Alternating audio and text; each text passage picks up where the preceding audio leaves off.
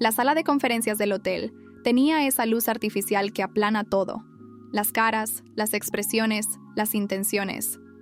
Eran casi las 8 de la noche y llevábamos 3 horas escuchando a Andrés hablar de sí mismo.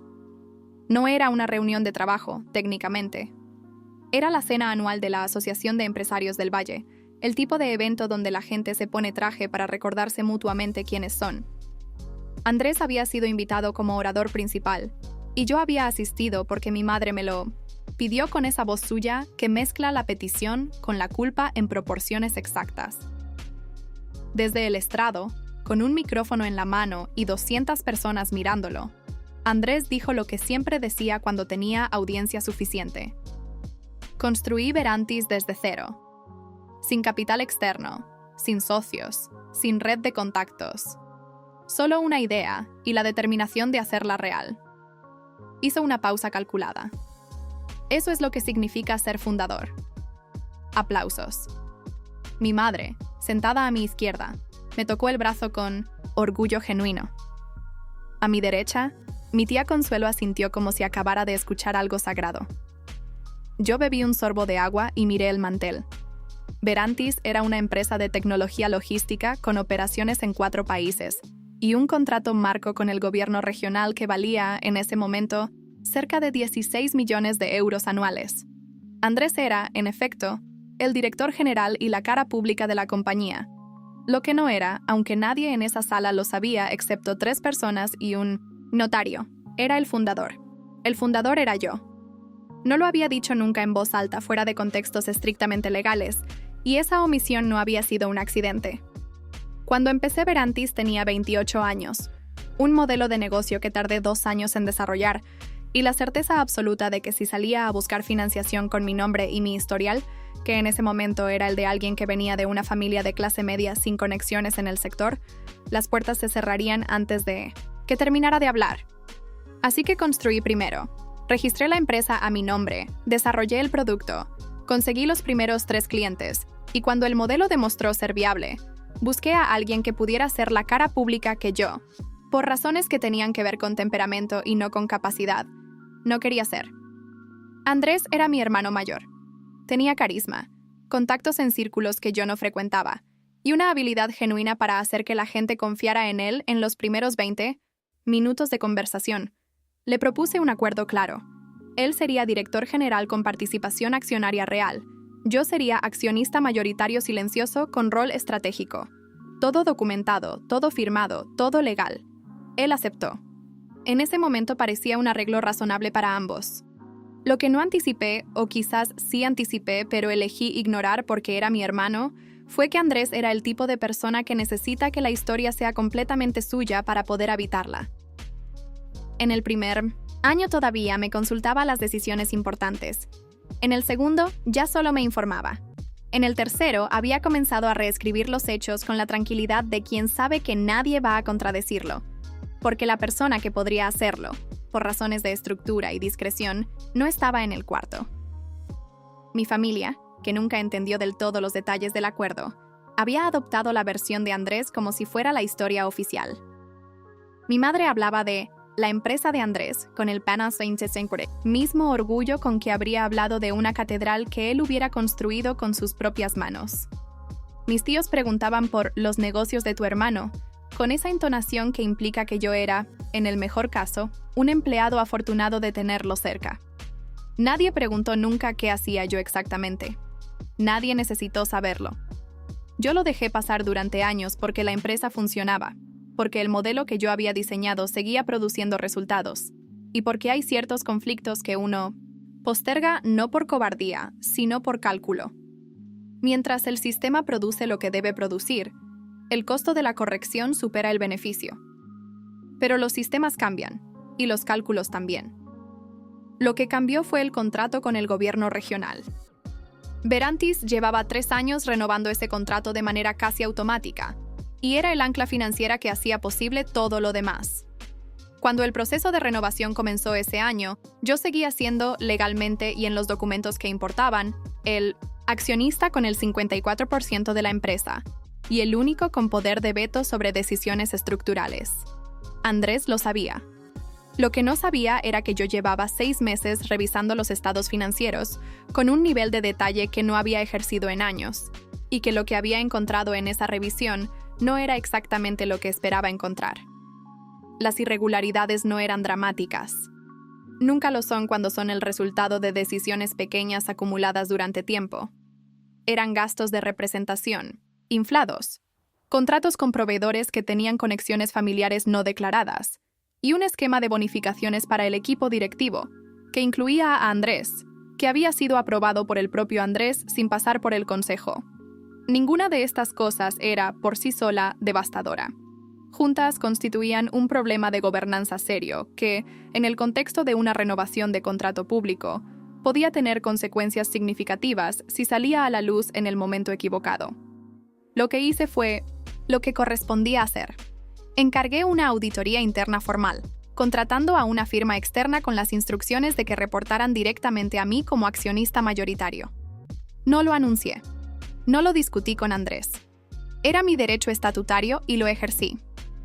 Andrés lo descubrió 3 semanas después, cuando el equipo auditor comenzó a pedir documentación al área de finanzas. Me llamó ese mismo día con una voz que yo no le había escuchado antes, algo entre la furia y el miedo, que son emociones que a veces suenan igual. ¿Qué es esto? ¿Por qué hay auditores en mi empresa sin que yo lo sepa? Nuestra empresa, dije. Y es un proceso de revisión estatutariamente justificado.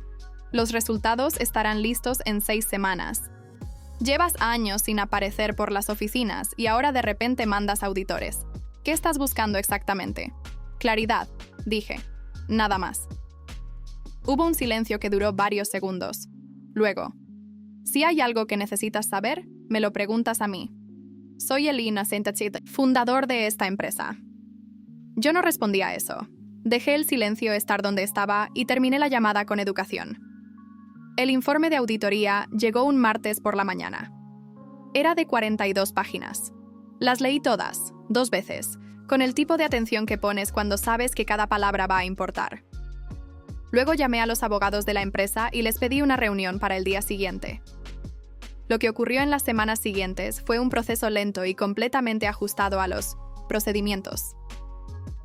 La junta extraordinaria que convoqué como accionista mayoritario y de acuerdo con los estatutos no fue un evento dramático. Fue una reunión de 2 horas en una sala pequeña con Andrés, 2 consejeros independientes y los representantes legales de ambas partes. Presenté el informe. Señalé las irregularidades. Propuse un plan de corrección que incluía la revisión de los contratos con proveedores relacionados, la devolución parcial de los bonos no autorizados y la implementación de un protocolo de gobernanza que, entre otras cosas, requería aprobación de junta para cualquier decisión que superara ciertos umbrales financieros. También propuse, y esto era la parte que Andrés no esperaba, la revisión de su título formal. No su destitución, no su expulsión, la corrección del registro histórico. Los materiales de comunicación de la empresa, el sitio web, los documentos institucionales, habían comenzado a describir a Andrés como fundador y director general. Yo pedí que se corrigiera a director general y cofundador, que era lo que los documentos originales, firmados por él en el año 1, ya establecían. Andrés perdió la compostura antes de que terminara de leer esa parte del documento. Se puso de pie, movió la silla, dijo mi nombre con una energía que llenó la sala de una manera que no era cómoda para nadie. Llevas años sin aparecer, años dejándome construir esto solo, ¿y ahora vienes a decirme que no soy el fundador? Los documentos dicen lo que dicen, respondí. No estoy interpretando nada, estoy leyendo. Esto es una traición. Es una corrección de registro. Los consejeros independientes miraban sus papeles. Los abogados miraban sus pantallas. Andrés me miró a mí con una mezcla de furia y algo más que tardé un momento en identificar. Era reconocimiento. El reconocimiento de alguien que sabe, en algún nivel profundo, que la versión que ha estado contando tiene fisuras, y que esas fisuras acaban de hacerse visibles para personas que importan. La reunión terminó sin acuerdo inmediato. Andrés salió sin despedirse. Mi madre llamó esa misma noche. Alguien le había contado algo, no los detalles, pero sí el tono general, que yo había convocado una junta, que había habido tensión, que Andrés estaba furioso. Me preguntó qué había pasado con la voz de quien ya tiene una versión y necesita confirmación más que información. Le expliqué lo que podía explicar sin violar confidencialidad. Que había problemas de gobernanza que necesitaban corrección, que la empresa era mía en una proporción que ella quizás no había entendido bien todos estos años, y que lo que había hecho era exactamente lo que cualquier accionista responsable debería hacer. Hubo un silencio largo. Luego dijo, ¿tuya? Pero siempre dijiste que era de los dos. Nunca dije eso. Respondí con cuidado. Dije que Andrés era el director. Eso es diferente. Otro silencio. Este era distinto. Era el silencio de alguien revisando una biblioteca entera de recuerdos con una clasificación nueva. ¿Por qué nunca lo dijiste claramente? Lo dije. Nadie preguntó lo suficiente. Las consecuencias se desarrollaron durante los meses siguientes con la lógica interna de los procesos formales, que es una lógica que no tiene urgencia pero tampoco tiene misericordia. Andrés permaneció como director general, porque era genuinamente bueno en ese trabajo y porque reemplazarlo habría sido costoso e innecesario. Pero las correcciones de gobernanza se implementaron.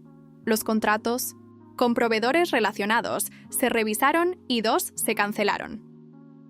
Los bonos se ajustaron. Y en todos los materiales institucionales de Verantis, desde ese año, el pie de página decía lo mismo. Fundada por Marcos Salas en 2011.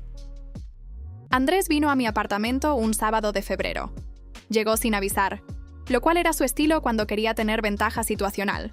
Pero yo lo hice pasar y le ofrecí café porque era mi casa, y esas son las reglas que uno elige para su propio espacio. Se sentó. Tardó un momento en hablar. Cuando lo hizo, la furia ya no estaba. Había algo más cansado en su lugar. Nunca te lo perdonaré completamente, dijo. Quiero que lo sepas. Lo sé. Pero entiendo por qué lo hiciste. Pausa. La empresa es tuya. Siempre lo fue. Yo lo sabía y elegí no pensarlo demasiado. No le dije que lo perdonaba. No porque no pudiera eventualmente hacerlo, sino porque el perdón que se entrega demasiado rápido no protege a nadie. Le dije que la empresa podía seguir funcionando bien si ambos respetábamos los límites que los documentos siempre habían establecido.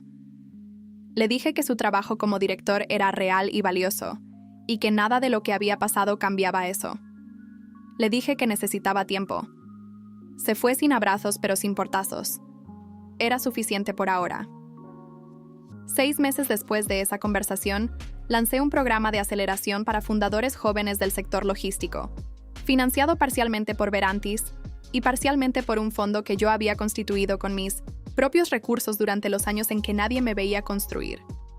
El programa se llamaba Origen, porque me pareció el nombre correcto para algo diseñado para personas que empiezan desde donde empezaron, sin apellidos conocidos ni redes heredadas. La primera cohorte tenía 12 personas. Las recibí yo personalmente el primer día, en una sala que sí tenía ventanas, con luz natural que entraba por el lado correcto de la tarde. Les dije lo que había aprendido a reconocer como verdad después de mucho tiempo, que construir en silencio no es lo mismo que construir en secreto, que el reconocimiento llega o no llega, y que de cualquier manera el trabajo fue real, que el valor de lo que uno hace no vive en el título que otros le ponen encima. No les conté mi historia, no era necesario. Ellos tenían las suyas, igualmente válidas, igualmente propias. Lo que sí hice fue escucharlas, todas, con la atención completa de alguien que sabe exactamente lo que cuesta ser el que construye cuando nadie está mirando.